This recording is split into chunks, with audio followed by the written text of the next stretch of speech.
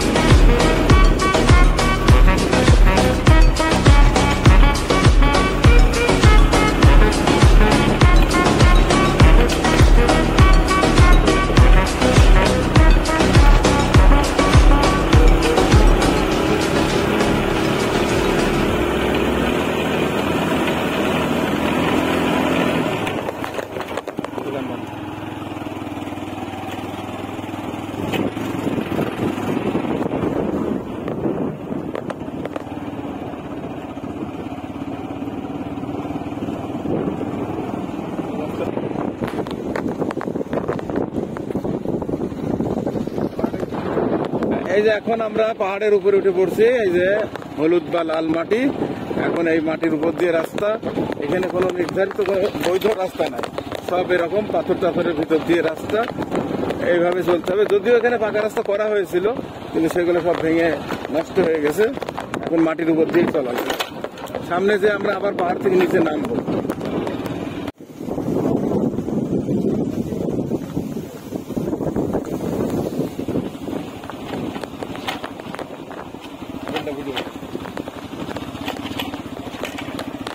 হচ্ছে পাহাড়ের উপরের হোটেল, খাওয়া দাওয়ার হোটেল, আবাসিক না। এখন এই যে জঙ্গলের ভিতর দিয়ে আমরা যাচ্ছি, সামনে এখনই নামার রাস্তা আছে।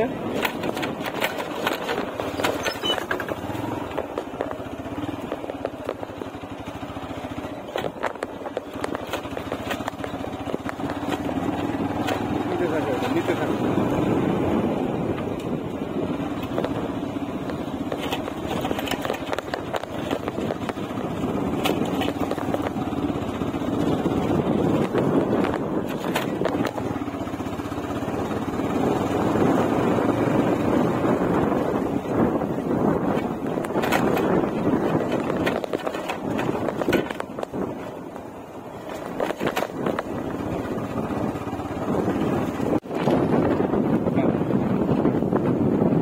হচ্ছে নামার পালা। এই যে পাহাড় থেকে, উঁচু পাহাড় থেকে নিচে যেভাবে উঠছিলাম, এখন আস্তে আস্তে নামার পালা। এইসব জায়গায় বর্ষাকালে খুবই বেশি ঝুঁকিপূর্ণ।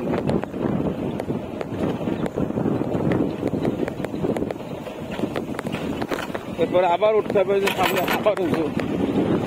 হয়তো মোবাইলে মনে হচ্ছে অল্প উঁচু, কিন্তু আসলে কিন্তু বেশ উঁচু।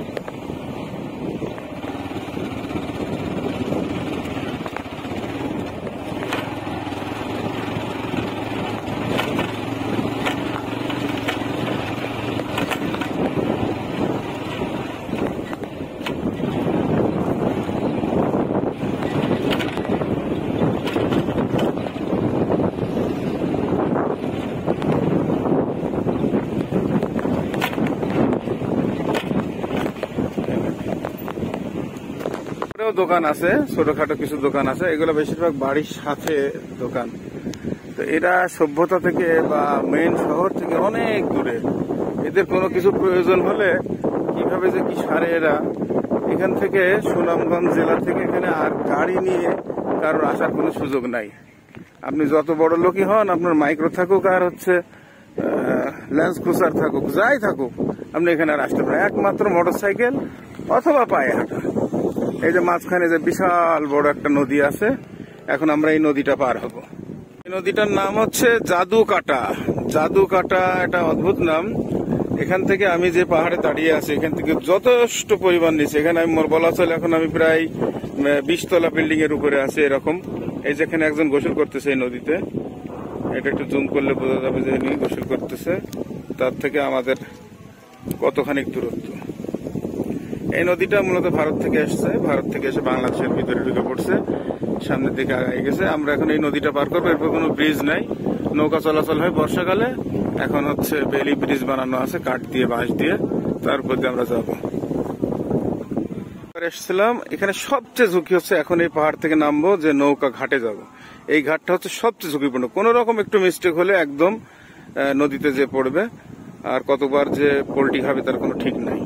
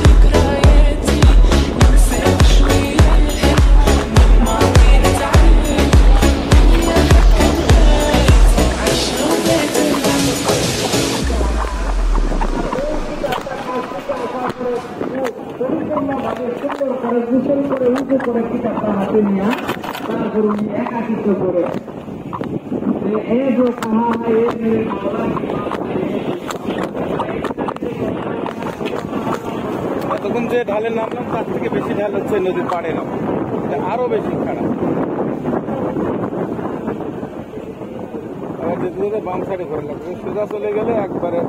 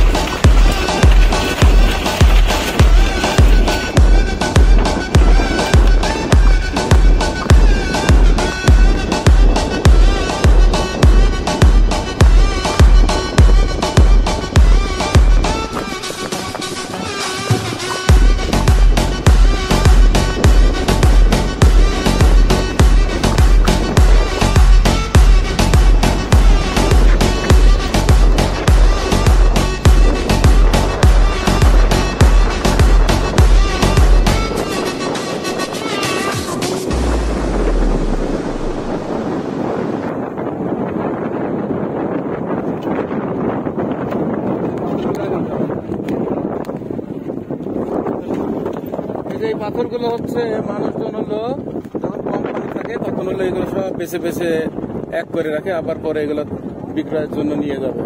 এগুলা এরকম দৃশ্য আমরা অনেক জায়গায় দেখছি, সেগুলা তখন অল্প পানি থাকে, এখন কোনো পানি নেই।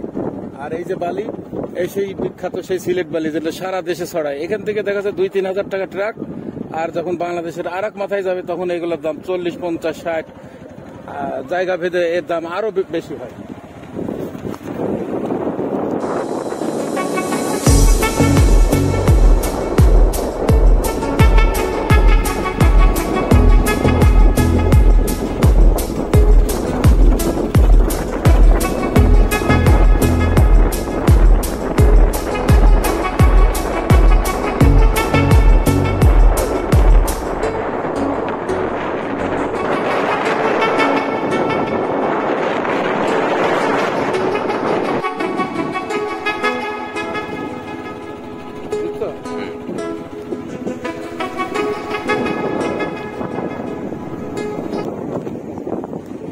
এই যে নদীর কিনারে চলে এসছি আমরা অবশেষে।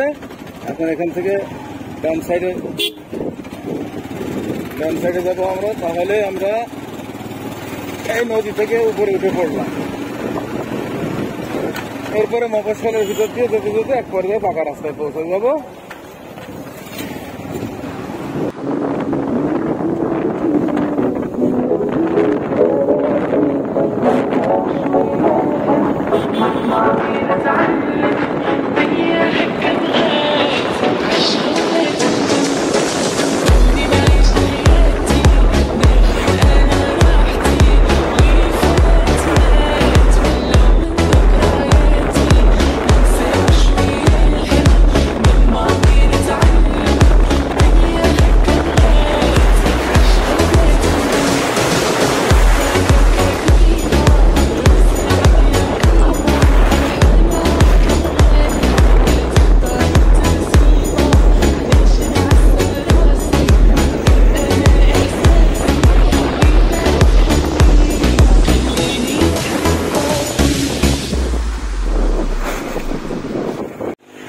সেই টাঙ্গুয়ার হাওর, যেখানে এই বর্ষার সময় আসলে এখন এখানে যা আছে তার থেকে প্রায় 10 থেকে 15 ফিট পানি জমবে। তখন এটা বিশাল বড় হাওরে রূপান্তর হবে। এখন ওই পাশ দেখা যায় না, এত বড়। ওই দূরে কিছুটা অনুভব করা যাচ্ছে, মোবাইলে তো আরোই সম্ভব না। আর এই যে রাস্তা আছে, এই রাস্তার লেভেল পর্যন্ত প্রায় চলে আসে পানি। এগুলো তো আমরা সবাই ভিডিওতে দেখছি এর আগে।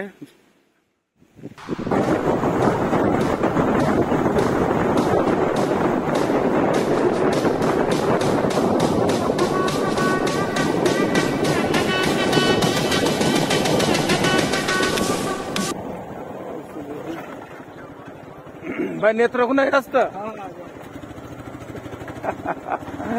এই যদি এক জেলা থেকে আরেক জেলায় যাওয়ার রাস্তার ধরন, কোয়ালিটি, চরম রাস্তা, চরম।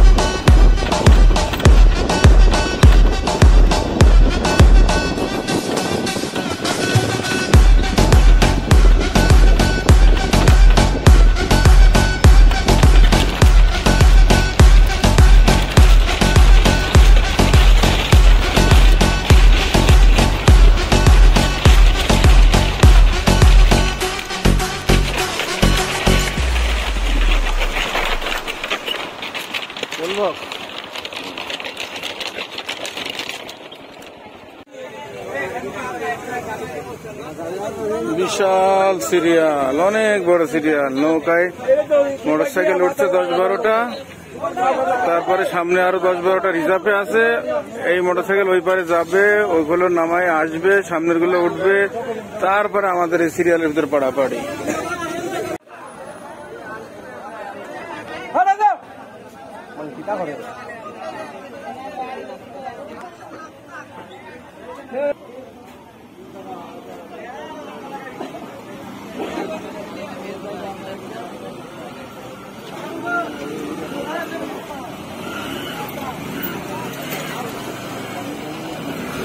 প্রায় 1 ঘন্টা 50 মিনিট ধরে এখানে সিরিয়ালে দাঁড়ায় আছি।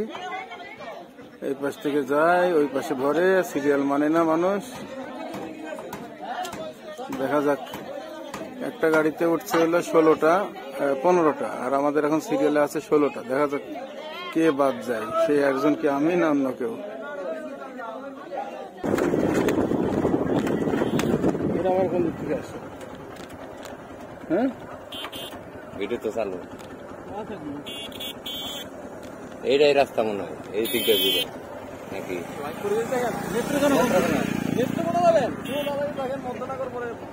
এই রাস্তা দিয়ে?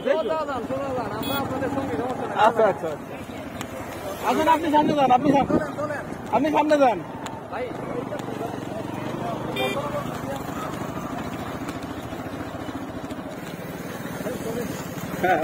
আসছেন আপনি? এইভাবে প্রায় 1.5 ঘন্টা 1 ঘন্টা করে চলতেছে। এই হলো রাস্তা, একদম মাঠের মাঝখান থেকে এক জেলা থেকে আরেক জেলায় যাওয়ার রাস্তা হলো এরকম। এটা কোন বাংলাদেশে আছি আমরা, কত সালের বাংলাদেশ বোঝাই মুশকিল। 2025 সালে এসে এইরকম রাস্তা, কোনো হাইওয়ে নাই, কোনো নর্মাল কোনো প্লাস্টারের কোনো রাস্তা নাই। এইভাবে চলেই যাচ্ছে মাঠের ভিতর দিয়ে। বারবার মানুষজনকে জিজ্ঞাসা করতে করতে যে কোন দিক দিয়ে যাবো, নেত্রকোনা।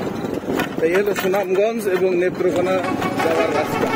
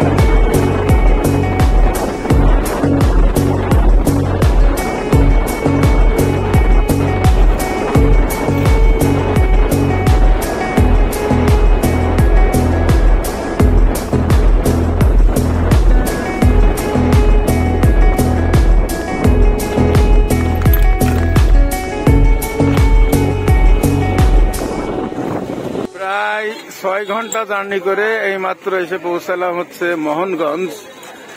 এই মোহনগঞ্জ আর আমি যেখান থেকে রওনা দিয়েছি মাত্র 67 কিলোমিটার, অর্থাৎ ঘন্টায় প্রায় 11 কিলো স্পিডে চলছে। এমন হলো রাস্তার উপায়, জীবনে প্রথম এই অবস্থা। এখনো নেত্রকোনা 25 কিলো, তারপরে ময়মনসিংহ, তারপরে টাঙ্গাইল, সিরাজগঞ্জ, নাটোর, পাবনা, কুষ্টিয়া। আল্লাহ মাহমুদ জানে কখন পৌঁছাবো।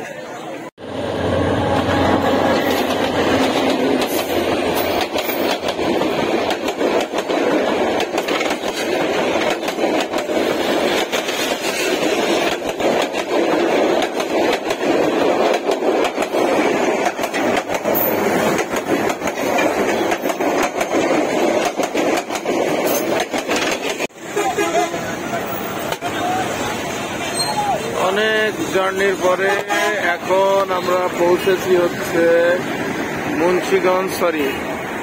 ময়মনসিংহের শম্ভুগঞ্জ। এই 3 রাস্তার বড় একটা মোড়, এখানে থামছে একটা চা বিরতি। এখন সময় রাত 9টা। অবশেষে ময়মনসিংহ শহর পার করে এখন আমরা ত্রিশালের দিকে যাচ্ছি, তারপরে ভালুকা যাব। ভালুকা থেকে এলেঙ্গা হয়ে চলে যাব সিরাজগঞ্জ। যে যমুনা সেতু আছে সেই যমুনা সেতুর উদ্দেশ্যে। এখন ময়মনসিংহ শহর পার করে আসতেছি, আমরা ভালুকার উদ্দেশ্যে আগাচ্ছি। রাত 10টা বাজে। এবার আমরা চলে আসলাম ময়মনসিংহের ত্রিশালের পরে আছে ভালুকা। এখানে প্রচুর জ্যাম, রাস্তায় অনেক গাড়ি, ঈদের সিজন তো এই কারণে হয়তো এত বেশি জ্যাম। ময়মনসিংহের ভালুকা যে 4 রাস্তার মোড়, সেই মোড়ের উপর এখন দাঁড়ায় আছে। এখন যাব সখীপুরের উদ্দেশ্যে, এখান থেকে 30 কিলোমিটার দূরে।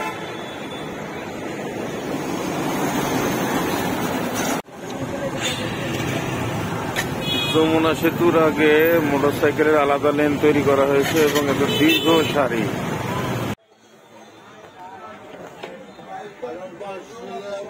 গতকালকে ময়মনসিংহের ভালুকা দিয়ে টাঙ্গাইল সখীপুরে গেছিলাম, সেখানে বেশ রাত হয়ে গেছিল, যে কারণে রাত্রে ওখানেই থেকে যাই।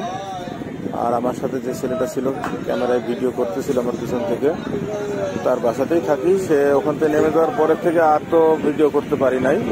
সিরাজগঞ্জ অবশেষে পার করছি। পার করে এখন যে জায়গায় থামলাম এটা হচ্ছে বনপাড়া। এক সাইডে নাটোর চলে গেল, নাটোর শহর এবং রাজশাহী।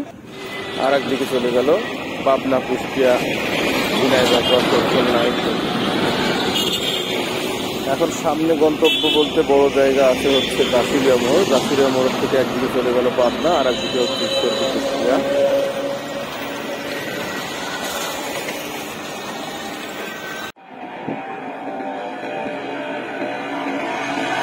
এখন আমি দাঁড়িয়ে আছি লালন সেতুটা হচ্ছে পদ্মা নদীর উপর দিয়ে।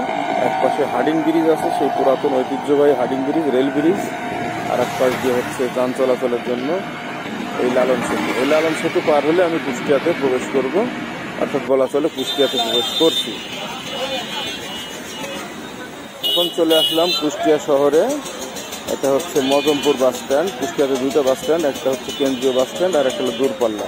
সেই দূরপাল্লার বাস স্ট্যান্ডে চলে আসলাম, কুষ্টিয়াতে ঢুকে পড়ছি। আর একটুখানি যাওয়ার পরে আমার বাসায় চলে যাব। তো সবাই ভালো থাকবেন, সুস্থ থাকবেন, দেখা হবে পরের কোনো ভিডিওতে।